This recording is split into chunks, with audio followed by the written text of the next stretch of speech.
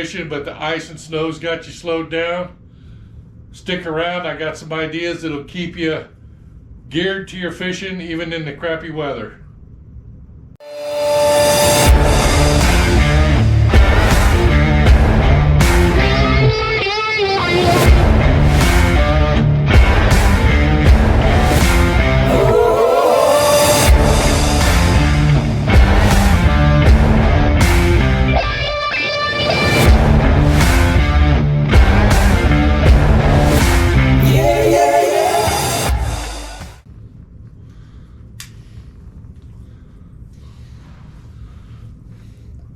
Hey, all about fishing with Big Kev. How you guys doing?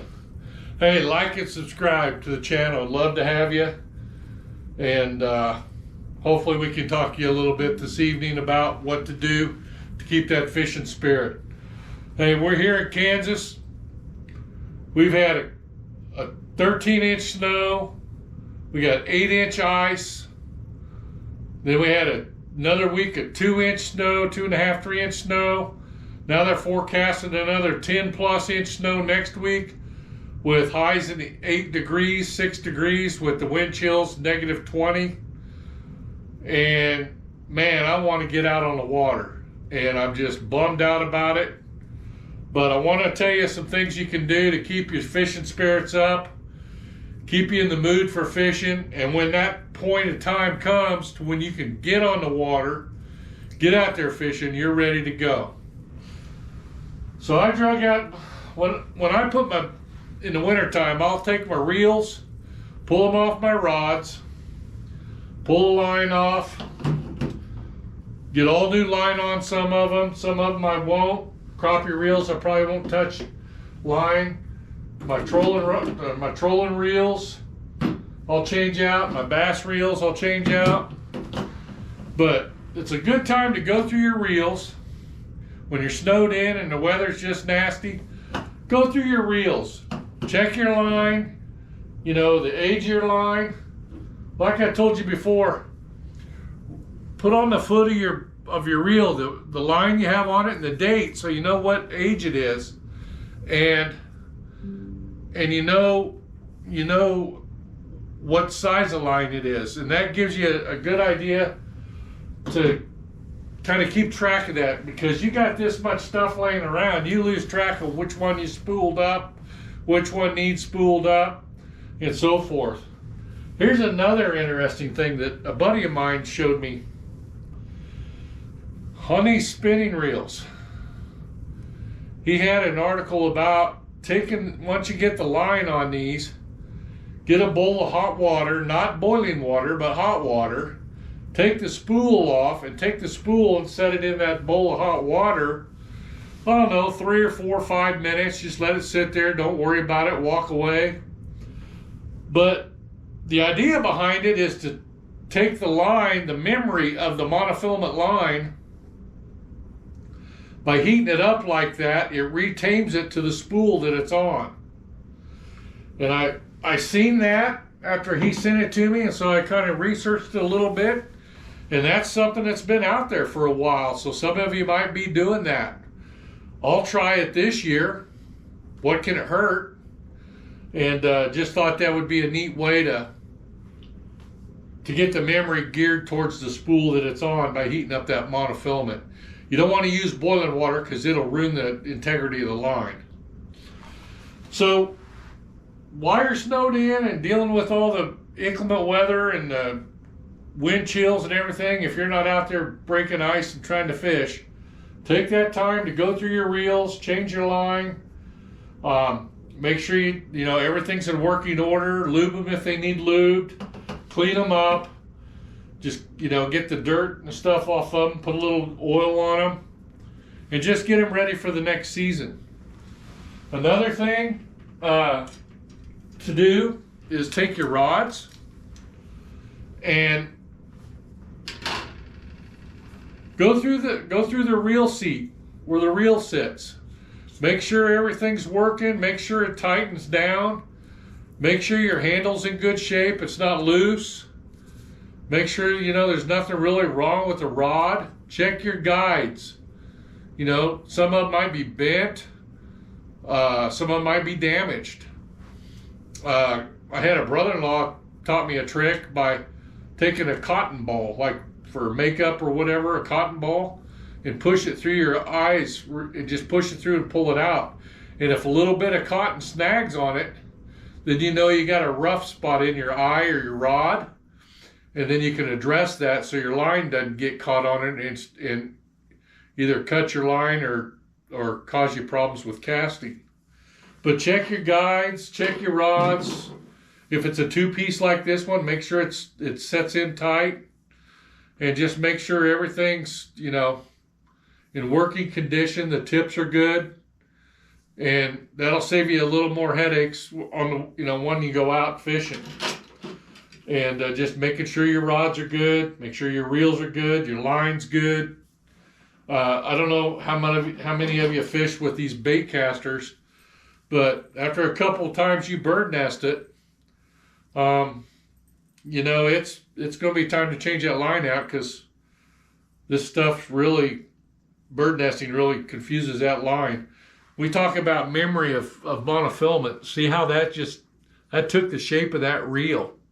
And over, a year's time, and when you put new on, it's going to do the same thing rather quickly, but just put your line on and change it out. And check your rods. Another thing, go through your tackle boxes. Sit down at a table, check your tackle boxes, look at your lures, look at everything you fish with. Make sure the hooks are good. Make sure the hooks are good, especially these treble hook lures.